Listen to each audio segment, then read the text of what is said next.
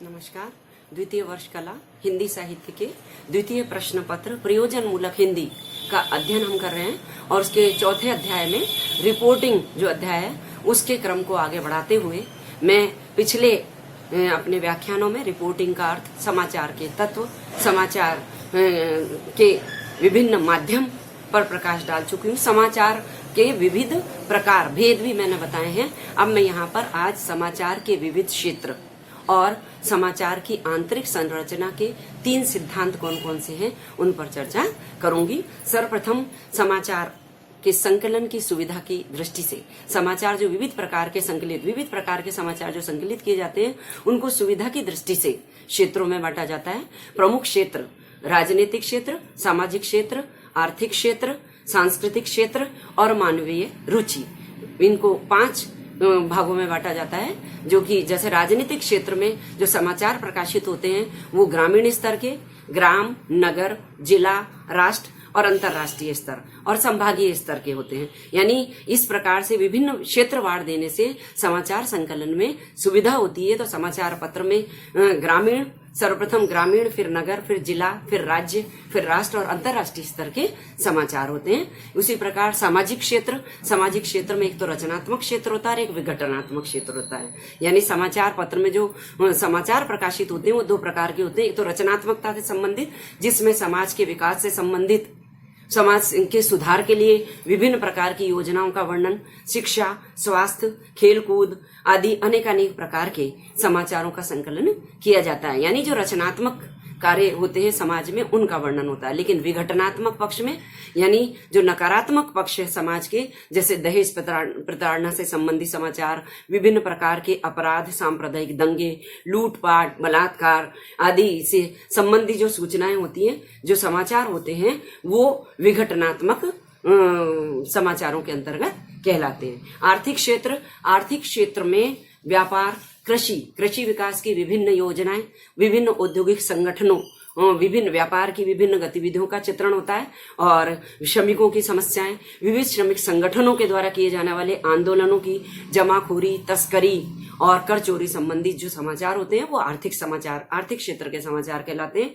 सांस्कृतिक क्षेत्र में, जैसा कि आप सभी जानते हैं, कला, साहित्य, संगीत, नृत्य आदि से संबंधित, रंगमंच से संबंधित, सिनेमा से संबंधित, रेडियो, टेलीविजन आदि पर प्रसारित विभिन्न कार्यक्रमों से संबंधित और अंधविश्वास और रूढ़ियों से संबंधित विभिन्न प्रकार के समाचार संकलित किए जाते हैं। फिर है मानवीय रुचि, यानी समाचार पत्र में एक पक्ष ऐसा भी होता है जिसमें मानवीय जीवन से संबंध, मानव की विभिन्न संवेदनाओं से जुड़े हुए विभिन्न प्रकार के समाचार, जैसे आप सभी जानते हैं परिवार परिशिष्ट आता है, वो मानवीय रुचि का विषय होता है। उसी प्रकार पर्यावरण संरक्षण, वैज्ञानिक आविष्कार, बच्चे, स्त्री, बुजुर्ग, महिलाओं से संबंधित रोचक समाचार और सबसे बड़ी बात समसामयिकता और निकटता से संबंधित असाधारण घटनाओं का चित्रण मानवीय रुचि के क्षेत्र में आता है। इस प्रकार समाचार के विविध क्षेत्र मैंने आपको बतलाए। फिर है कि समाचार का संकलन, समाचार पत्र हेतु जो समाचार संकलित किए जाते हैं और उसका जो लेखन किया जाता है उसका मूल उद्देश्य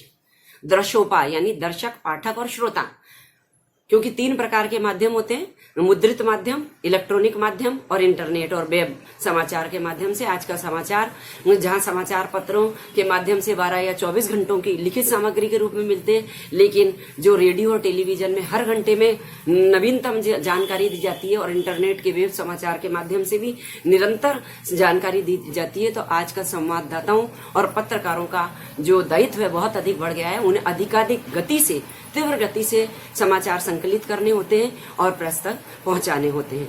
इसी प्रकार जो समाचारिक दृष्टिकोण, एक पारिभाषिक शब्द काम में आता है प्रयोजन मूलक हिंदी में, कि जो समाचारिक दृष्टिकोण, कि जनता को केवल समाचार ही नहीं, जनमत निर्माण का कार्य चूंकि समाचार पत्र करता है, तो जनता के अंदर, दर्शकों और पाठकों के अंदर समाचार के प्रति एक विशिष्ट दृष्टि का विकास करने के लिए जो सबसे ज्यादा प्रचलित है, समाचार के साथ साथ सार्थक चित्र भी लगाए जाते हैं, जिससे कि उन चित्रों के माध्यम से जो दर्शक और पाठक है उन समाचारों के साथ एकाकार हो सके और उनमें एक विशेष प्रकार की समाचार दृष्टि का विकास हो सके।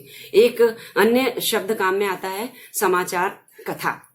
समाचार तो हम सभी जानते हैं, लेकिन जो समाचार की कथा है वो एक महत्वपूर्ण स्थान रखती है, क्योंकि समाचार पत्र में किसी भी समाचार की मात्रा से अधिक उस कथा का स्थान होता है। यानी वो इस प्रकार से उस घटना को दर्शाया जाता है कि वो एक प्रभावी और जागरूक करने वाली बन जाती है। और इस समाचार कथा की जो संरचना है उसमें समाचार की मात्रा से अधिक उसकी प्रभावशीलता को बनाए रखने के लिए 6 ककारों का प्रयोग किया जाता है। यानी 6 ककार से मतलब कब, कहाँ, कैसे, क्यों, कौन, किसने।